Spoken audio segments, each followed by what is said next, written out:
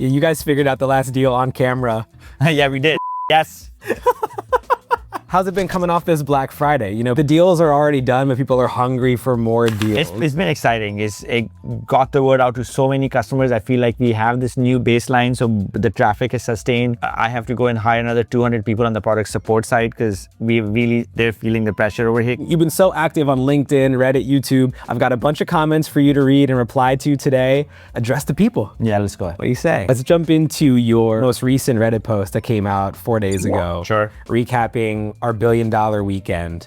The top upvoted one is it is a critique. Clifford39 said, "You need to work more on back-end things working right for the customer. We shouldn't need to use support to enable call blocking every month. We shouldn't have to turn on data waster monthly. We shouldn't need support to go from eSIM to a physical SIM. Or when we change from Pixel to Warp with a Pixel Watch, an iPhone with an Apple Watch needing support to remove the old watch so we can activate the new one." And then after they clear it and activate the new watch, there's a pending activation still showing days later. Yeah. Too many things don't work right and need to be resolved before you try adding more things into the mix. I'm sure others will have things to add here. I wholeheartedly agree with this. Part of making a great product is not only that you go and keep on building new features, but your current features need to work extremely seamlessly. So this is wholeheartedly taken, this advice is taken. It's something I have reiterated within the organization. We're going to put a lot of effort into this. There's a lot of novel technology that we have built. And when we build novel technologies like this, right? I mean, teleporting, when Apple Watch or any of these devices were built, they were never built thinking about teleporting and switching networks, right? So just know that a lot of these features that you're asking for in terms of like seamlessly going from an Apple Watch to an Android Watch, they just don't exist. I mean, there are basically antitrust lawsuits that are going on right now because even the OEMs don't make it very easy. So then we have to build it. And sometimes we have to do work around it. I'm not copying out, I'm not this, these are not excuses.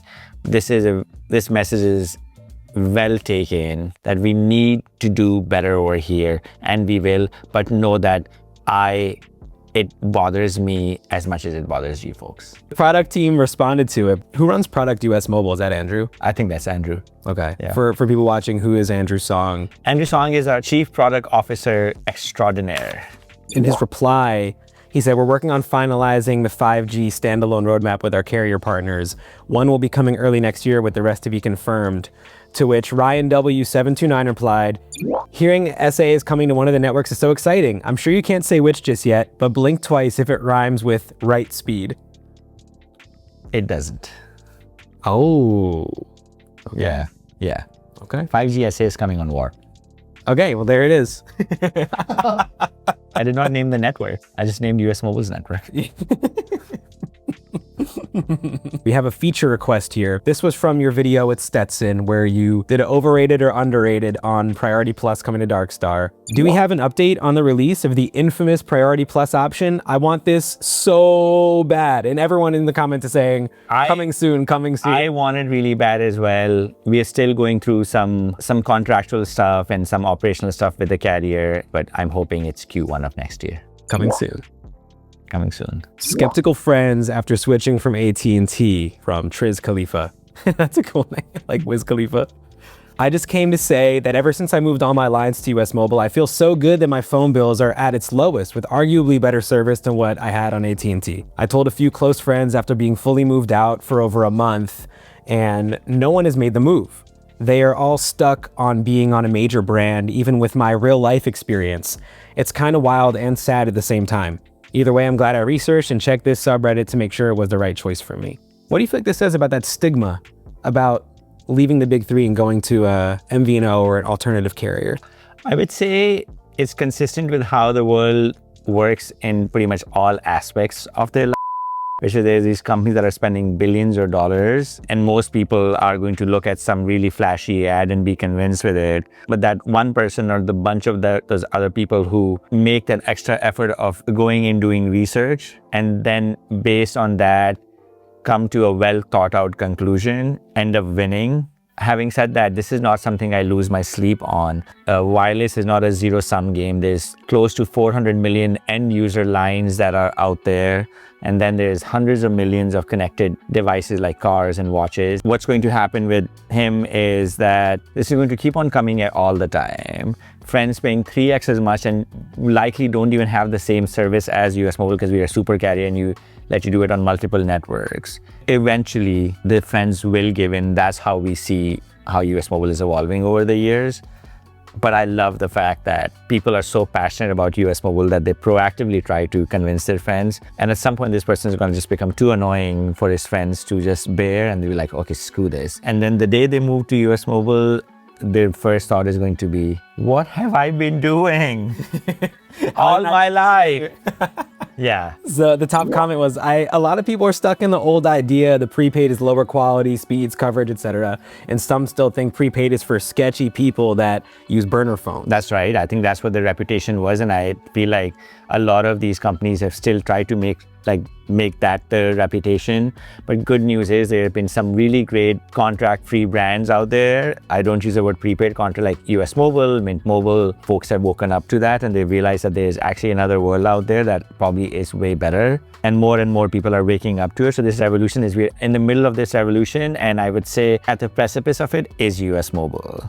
And so, and we experienced this year, right?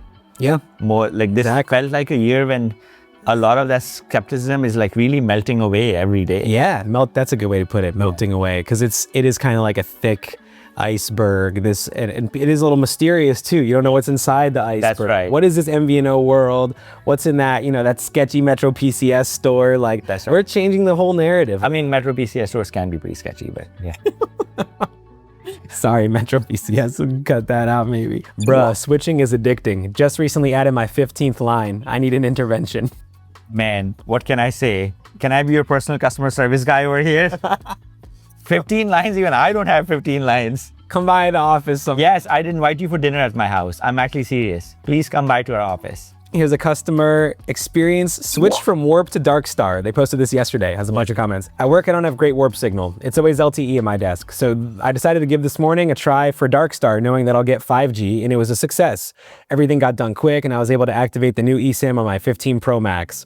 I'm heading to Canada tonight, so I set that up as my international destination. So let's see how that works. I mean, that's the magic of US Mobile. And you can't replicate it. It's just switching networks and setting your destination for an international country. Like if I was him, I would have added a multi-network line, but I can see sometimes that's not cost effective. People don't want to pay that extra $40 or $90, and I get it. And that's why we have teleporting. But this is the real magic. I'm sure this person is kind of still scratching their head and thinking, how? Someone just commented this burrito. Do you know what this means? I don't know what it means, but people are hilarious, by the way, on Reddit. Burrito. I have Darkstar Unlimited Premium and have been to Montreal twice, and the roaming was flawless. There we go. Oh, look, we got the follow-up 19 hours ago. This is the OP. Yes, I am in Canada now, and it connected to the network quickly and has been working flawlessly. Woo! There we go. You're the man.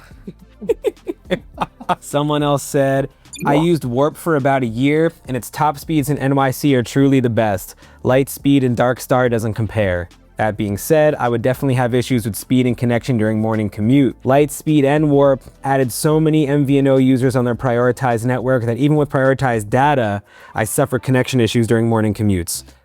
I would say that's not really them putting users on the MVNO network. It is just them putting a lot of users on the network in general. There's limited spectrum out there. They're all trying to do better over there, but it's also because these phones use so much more data as well. So it's a bit of a chicken and a mouse. No, cat and a mouse. Not chicken and an egg, cat and mouse. Chicken and a mouse game. Cool. What the heck? Platypus. Yeah. Is it a mammal or is it a bird? Yes, a bit of a chicken and egg situation that they're trying to figure out. Yeah. Oh, National Mouse from the other post said, glad the teleport worked. Ever thought about setting up a multi-network line? So one's on Warp, the other's on Darkstar? Telling you. Top 1% commenter right there. There we go. That's what it is. Okay. Here's a comment on YouTube. This is the video where you announced our gigantic Black Friday deal that led to that $1 billion weekend. Henry Thoreau, 3681 said, I bought premium a day before this went live. My life. I'm sorry. You know what else someone said? This is from MCG Peaches. When was the last time someone told you guys you're doing a great job? Aw, thank you. We get told this pretty often and I really, really appreciate it. Thank you so much, but it means a lot. I like that we're going baby mode on YouTube, and then Reddit is business. Here in Puerto Rico, US Mobile has been amazing with Lightspeed. Never in my life have I had one signal bar, and it hit 120 megabits up and 50 megabits down. Great stuff, guys.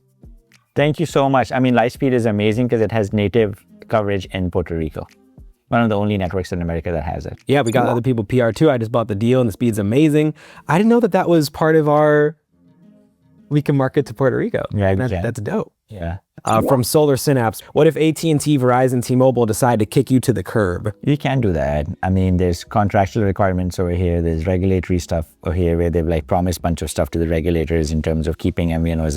It's important for competition. Every time they buy spectrum, every time they do a deal, they spend a whole year telling the regulators how important MVNOs are and how they'll protect them. So, you know, the only time you get kicked to the curb if you really don't pay them money. There's other stuff you can do as well, like, I mean, bring their network down because you're doing some on their network, or, you know. What does that mean? Like, I don't even know what that means, but like, you know, I actually don't know how you'd bring someone's network down.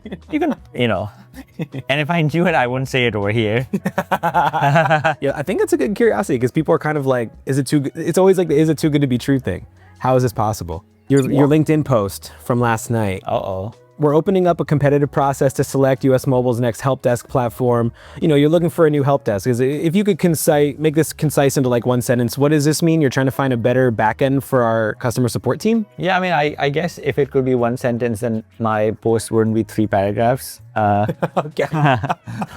We use a vendor today. There's parts of it that doesn't scale, but also, you know, we're coming to an end of a 3-year agreement with them, and we want to make sure that as we embark on this next journey at US Mobile, that's going to bring in millions and millions of more customers, that all of our platforms are ready to scale. And as part of that, we're running a competitive process where actually we're going to give our current vendor a chance to compete and make sure that we are comfortable that they're the right partner, but then we're talking to some other really big players as well. US Mobile has a lot of its own AI, so we're not using these people for AI, but what we're using them for is eventually when you do need to talk to an agent, you need to have a decent looking chat widget that you can type your messages in, and our agents on the back end need to have an ability to respond to you, but it's a pivotal part of our business. What I like that you said is, to save everyone time, we only engage with senior management teams when evaluating bids. It ensures decisions move quickly and that everyone's time is respected on both sides. Yeah. If you're interested, don't bring a generic pitch deck. Bring a clear point of view on how your platform can support our load, our velocity, our style of customer engagement. Yeah. The top comment in the algorithm here is from Brian Kirk, who said, I wish more leaders of companies would put their cards on the table like this. No RFP. What does that mean? Request for proposal. Okay, just brass tacks of where you are today and what you specifically need, who you need it from. I can provide the talent to work those 200K interactions. Oh, is this his pitch? But with the CSAT above 90 and NPS at 70, I trust you have a great team of customer support reps in place already. I mean, I talked about this with Faizan the other day. If I took my product support operations, I could literally port that to pretty much any industry in America, and that business would fundamentally transform the very next day because of the product support. Telco has the hardest product support because devices and service and networks and latency and all of that is involved. With US Mobile, it's all 3 networks and then hundreds of networks abroad. And we've been able to mitigate that. Everything else is easier. Like, I mean, fintech is really easy. I mean, how often do you call your bank? Almost never. Yeah, like twice a year tops. Yeah. And it's like a fraud thing. Is the industry most in need of the system you built? Healthcare? Oh, yeah. I mean, what insurance should I get? Or what medicine should I get? Generic? Should I not get generic? What is my cost out of network and in network? Maybe I'm okay paying the out of network cost. How does my insurance claim work? And what happens when my insurance claim gets declined? What do I need to do? Even just calling your doctor's office is like 8 different prompts. Press 1 for this desk and then press 3 for that. It's like, why? Why not just give me a human first? And the hospitals and all of that stuff. Oh, yeah, that's what we should do. US Medical. Yeah. You like that one? Benjamin T. Leviton says, why don't you build your own solution? Period.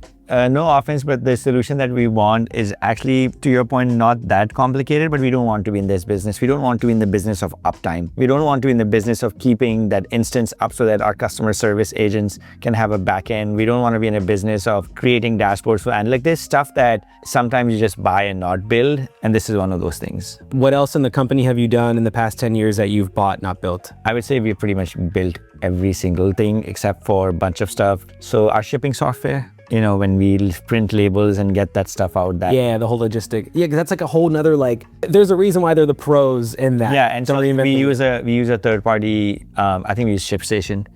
So that's definitely we bought, and we haven't built that, even though we could have built it. In my last company, we built it. Part of product support, like obviously we built our own AI. Other than that, I don't know if we've actually bought bunch. You know what I mean? We pretty much built most of other stuff. Yeah. This is going back to the video that you did with Faizan when you announced our Black Friday deal. I switched from Visible, which I was happy with, but like US Mobile, they didn't offer existing customers deals. If next Black Friday US Mobile doesn't offer existing customers deals, I'll switch back. The price is the biggest deal for me. What do you say to people who feel that way? We get it. We understand. Some people have the need to switch every year because pricing is the most important thing. For majority of customers, getting in that great price in the beginning is important for them, but then being in a platform that they feel comfortable in and safe in, like with US Mobile, it's absolutely the most secure telco platform out there. 24/7 customer service, the ability to teleport, the ability to roam, like on all of these things matter. So like most of our customers stay, but some customers like promos and like carrier jumping is something that they want to do. But also, most of these customers who are on our platform today also came on some kind of a promo in the first year or so. So unfortunately, that's just the cost of playing this game right now. I wish other carriers wouldn't do promos because it has to be a level playing field all the time, right? And sometimes we have to level it. I mean, this time we just like obliterated our competition. You like leveled a whole mountain. We did, yeah. Well, with this Black Friday thing, and there's another one that's coming. We are desperate for you to try US Mobile because once you try US Mobile and once you're on your platform, you will never ever leave us. So as much as this customer is saying that they've switched from Visible to US Mobile and they'll switch back again, I personally think it'll be a much harder decision to switch from US Mobile back to Visible when you're losing out so much stuff. In other places, it's just the cost of sometimes bringing in these new customers for the first year and then hopefully keeping them for a long time after that. Boom. Awesome. That was fun, man. Appreciate you. This is great, man. That last part is so key. Yeah.